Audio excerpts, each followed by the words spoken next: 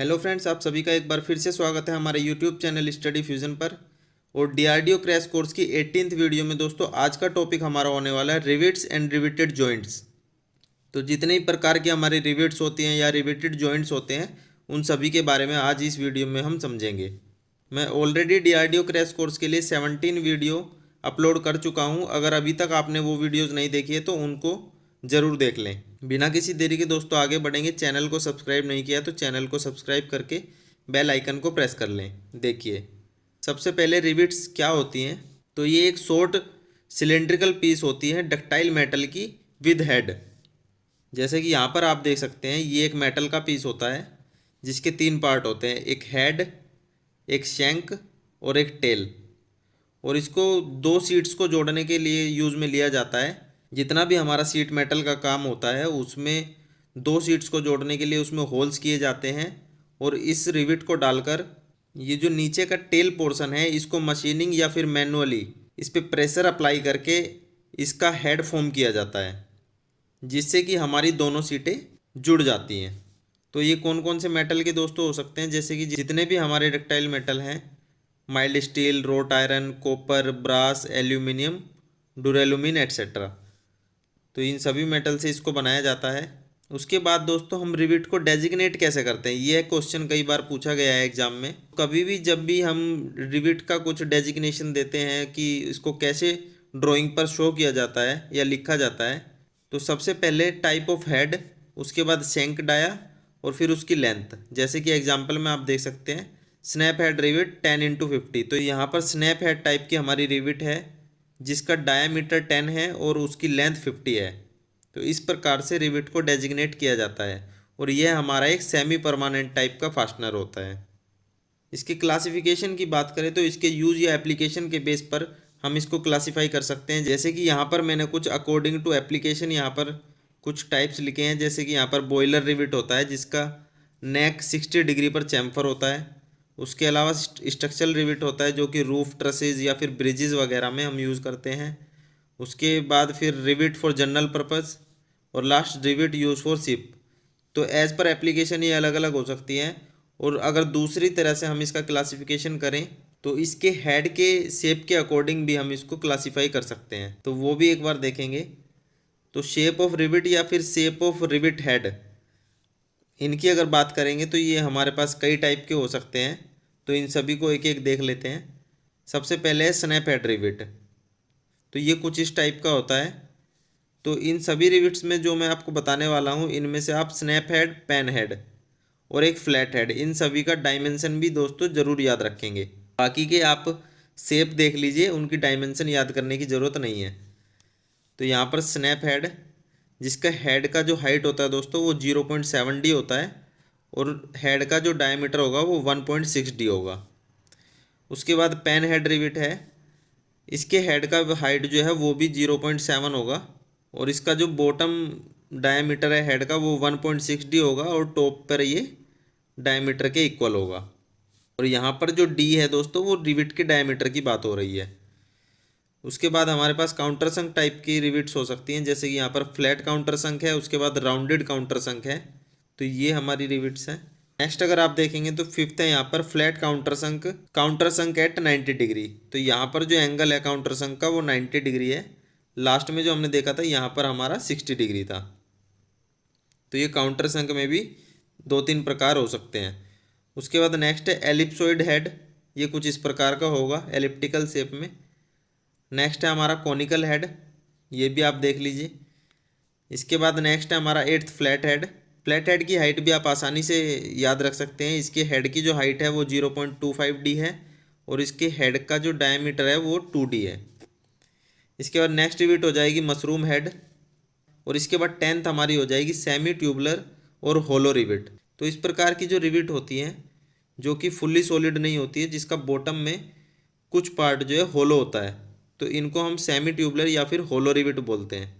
ये भी आप नोट कर लीजिए। उसके बाद बात करते हैं पॉप रिविट या फिर ड्रॉ रिविट या फिर ब्लाइंड रिविट।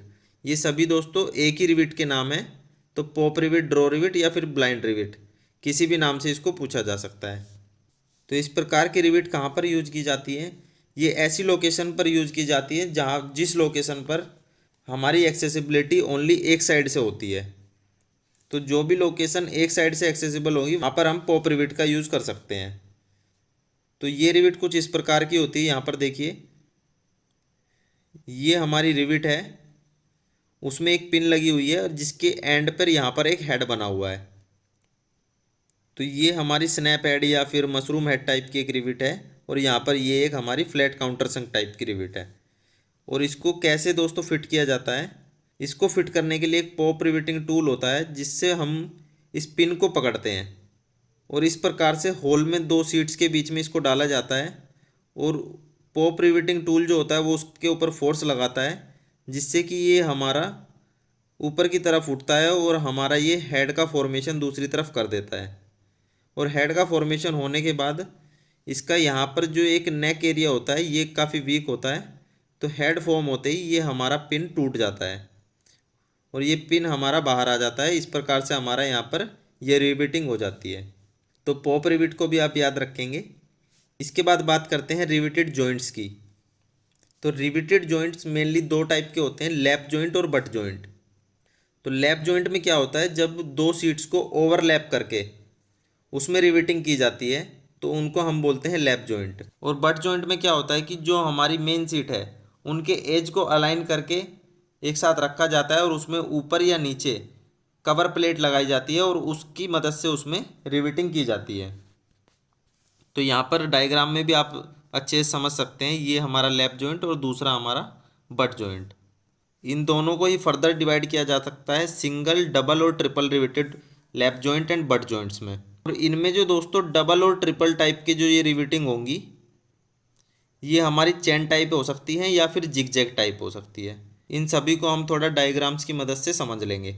उससे पहले मैं आप सभी को बताना चाहूँगा कुछ टर्मिनोलॉजीज़, कुछ टर्म्स होती हैं इसके अंदर जिनको हम यूज़ करते हैं रिविटेड जॉइंट्स में, तो उन सभी को एक बार देखेंगे। सबसे पहला है gauge line, line through centre of row of rivet parallel to edge of plate.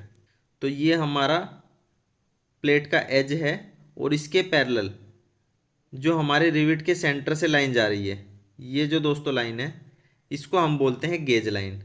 उसके बाद नेक्स्ट है pitch, distance between centre of two adjacent rivet in same row. तो जैसे कि यहाँ पर आप देख सकते हैं ये हमारा दिया है पिच। तो जो भी हमारी सेम रो होगी उसमें दो रिविट के सेंटर से जो डिस्टेंस लिया जाएगा वो हमारा कहलाएगा पिच। साथ साथ में हम इसके डायमेंशनल फीचर्स भी देख लेते हैं। तो पिच जो होती है वो जनरली हमारी 3 टाइम्स ऑफ डायमीटर होती है, तो P इजिकल टू 3D होता है। यहाँ पर D हमारा रिविट का डायमीटर है। नेक्स्ट देखेंगे बैक पिच, जिसको दोस्तों ट्रांसवर्स पिच भी कहा जाता है। तो ये हमारा होता है distance between two adjacent gauge line. तो ये जो हमारी दो गेज लाइन है इनके बीच का जो डिस्टेंस है ये हमारा हो जाएगा बैक पिच, और ये लिया जाता है 1.5D से लेकर 2D तक। नेक्स्ट है डायगोनल पिच। डायगोनल पिच क्या होगी, distance between centre of two adjacent rivet on adjacent gauge line. Diagram में अगर देखेंगे तो यहाँ पर दिया गया है ये जो हमारा डिस्टेंस होगा ये हमारा कहलाएगा डायगोनल पिच, और इसका जो डायमेंशन फीचर होगा वो होगा हमारा 2 × P + D डिवाइड बाई 3। तो इससे हम अपनी डायगोनल पिच की डायमेंशन फाइंड आउट कर सकते हैं। उसके बाद लास्ट है हमारा margin, distance between gauge line to the edge of plate. तो ये जो हमारी फर्स्ट गेज लाइन होगी और यहाँ पे हमारा एज होगा, तो इसके बीच जो डिस्टेंस होगा वो हमारा कहलाता है मार्जिन, और मार्जिन हमेशा 1.5D से 2D तक लिया जाता है। हमारा मार्जिन कभी भी 1.5D से कम नहीं हो सकता। तो ये कुछ टर्मिनोलॉजीज थी, इनको 2-3 बार पढ़िए, डायग्राम में देखिए, आपको समझ में आ जाएंगी। इसके बाद सभी जॉइंट्स के बारे में एक बार देख लेते हैं। तो सिंगल लैप जॉइंट, तो ये फर्स्ट हमारा दिखाया गया है यहाँ पर सिंगल लैप जॉइंट।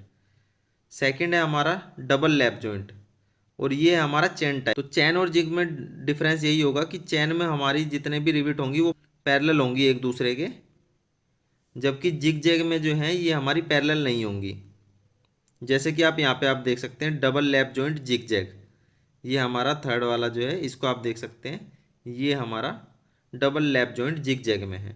इसके बाद ट्रिपल लैप जॉइंट, चैन कुछ इस प्रकार का होगा, और हमारा लास्ट है ये इसमें triple lap joint zig zag, ये इस टाइप का हो सकता है। इसके बाद देख लेते हैं बट जॉइंट्स। तो यहाँ पर बट जॉइंट्स के कुछ डायग्राम दिए गए हैं, जैसे कि आप देख सकते हैं सिंगल रिवेटेड बट जॉइंट। तो जो हमारी मेन सीट्स का जो एज होगा उसके दोनों तरफ एक एक लाइन है, तो वो हमारा हो जाएगा सिंगल रिवेटेड बट जॉइंट। और यहाँ पर आप देख सकते हैं कि इसमें टॉप पे और बॉटम में दोनों तरफ जो है एक एक कवर प्लेट लगाई गई है। तो इस टाइप के जितने जॉइंट होंगे वो हमारा डबल कवर प्लेट की कैटेगरी में आ जाएंगे। और इसी में अगर हम एक प्लेट को हटा देते हैं तो वो हमारी सिंगल कवर प्लेट हो जाएगी। सेकंड है हमारा डबल रिवेटेड बट जॉइंट, ये चेन टाइप है। और उसके बाद डबल रिवेटेड बट जॉइंट, ये हमारा जिग जैग में है। इसी प्रकार से हमारा ट्रिपल होगा तो उसमें एक एक रिवेट्स की लाइन और आ जाएगी दोनों साइड में। तो इस प्रकार से हमारा ये ट्रिपल हो जाएगा। तो ये हमारे कुछ बट जॉइंट्स हो गए। इसके बाद अब बात करूँगा दोस्तों कोकिंग एंड फुल रिंग की। तो दोस्तों कोकिंग एंड फुल रिंग इसलिए यूज़ किया जाता है क्योंकि हमारे पास बहुत से प्रेशर वेसल होते हैं, जैसे कि बॉयलर। उसमें हमारे जो रिवेटेड जॉइंट हैं उनको हमें लीक प्रूफ बनाना होता है, ताकि वो प्रेशर में जो है लीकेज उसमें से ना हो। तो उसके लिए हमारे पास कुछ टूल होते हैं जो कि नैरो ब्लंट चीजल के जैसे होते हैं, और जिनकी मदद से हम रिवेट के और प्लेट के जो एजिस होते हैं उनको प्रेशराइज करते हैं, उनको हैमरिंग करते हैं, जिससे कि वो लीक प्रूफ बन पाएँ। तो कोकिंग में क्या होता है दोस्तों, कोकिंग टूल जो होगा हमारा उसका थिकनेस 5 mm होता है, उसका विड्थ होता है 38 mm, और उसके जो एज का एंगल होता है वो होता है हमारा 10 डिग्री। जैसे कि यहाँ पर आप देख सकते हैं ये है हमारा कोकिंग टूल इस टाइप का कुछ। और अगर बात करेंगे हम फुल रिंग की, तो फुल रिंग भी सेम ही प्रोसेस होता है, लेकिन इसमें बस डिफरेंस होता है हमारे टूल का। कोकिंग में जो हमारी थिकनेस थी टूल की वो हमारी 5 mm थी, जबकि फुल रिंग में जो थिकनेस होगी वो हमारी प्लेट की जो थिकनेस होगी उसके बराबर हो जाएगी। तो यहाँ पर आप देख सकते हैं thickness equal to thickness of plate. तो टूल की और प्लेट की थिकनेस यहाँ पर सेम होगी, तो इसमें जो है हमारी सीट्स के डैमेज होने के चांसेस काफ़ी कम हो जाएंगे, और इसमें हम थोड़ा ज़्यादा प्रेशर लगा के सभी एजिस को फ्लैट कर सकते हैं। बाकी इसका विड्थ एंड एंगल हमारा कोकिंग टूल के ही जैसा होगा, 38 mm और 10 डिग्री। तो ये हो गया दोस्तों हमारा कोकिंग एंड फुल रिंग। इसके बाद लास्ट में दोस्तों सबसे इम्पोर्टेंट रिवेट डायमीटर। अगर आप प्रीवियस ईयर क्वेश्चन पेपर बहुत सारे देखेंगे तो आपको बहुत बार ये क्वेश्चन मिलेगा कि रिवेट डायमीटर को हम कैसे डेजिग्नेट करते हैं। तो इसको हम बोलते हैं अनविन्स फॉर्मूला। ये हमारा होता है D = 6√T। तो इस फॉर्मूला को आप जरूर याद कर लें, क्योंकि ये क्वेश्चन दोस्तों आपसे हमेशा पूछा जाएगा हर एक एग्जाम में। उसके बाद थिकनेस ऑफ कवर प्लेट। तो जब भी हम बट जॉइंट यूज़ करते हैं तो उसमें हम सिंगल कवर प्लेट या फिर डबल कवर प्लेट इस टाइप से हम यूज़ करते हैं। तो जब भी हम सिंगल कवर प्लेट यूज़ करेंगे तो उसकी जो थिकनेस होगी वो हमारा 1.125 होगी मेन प्लेट की थिकनेस के। तो ये T जो है हमारा, ये हमारा मेन प्लेट की थिकनेस है, और T1 हमारा कवर प्लेट की थिकनेस है। इसके बाद अगर हम डबल कवर प्लेट का यूज़ करते हैं तो उसमें हमारी thickness 0.625 times of main plate की थिकनेस। तो ये हो जाएगा हमारा सेकेंड फार्मूला। तो ये तीनों ही फॉर्मूला दोस्तों आप ज़रूर याद रखेंगे, इनमें से कोई भी आपके एग्जाम्स में पूछा जा सकता है। तो रिवेट एंड रिवेटेड जॉइंट से दोस्तों आज की वीडियो में इतना ही। उम्मीद करता हूँ वीडियो आपको पसंद आई होगी, कुछ नया सीखने को आपको मिला होगा। अगर वीडियो आपको पसंद आई हो तो इसको लाइक कर दे, इसे शेयर कर दे अपने दोस्तों के साथ। हमारे चैनल को अभी तक सब्सक्राइब नहीं किया है तो चैनल को कर ले subscribe. Thank you and take care.